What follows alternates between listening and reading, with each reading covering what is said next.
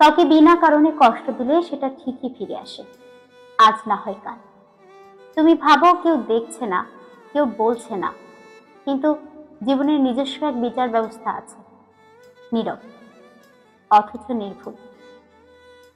কারো চোখের জল, ভাঙা মন, চুপ করে সহ্য করে যাওয়া আর্তনাদ আকাশে উঠে যায়। আর আকাশ কখনো ঋণ রাখে না।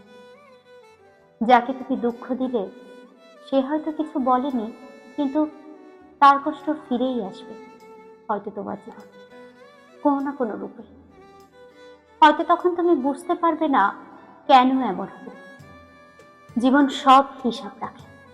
ভালোবাসা দিলে শান্তি ফেরে, কষ্ট দিলে কষ্টই ফেরে, দ্বিগুণ হয়ে।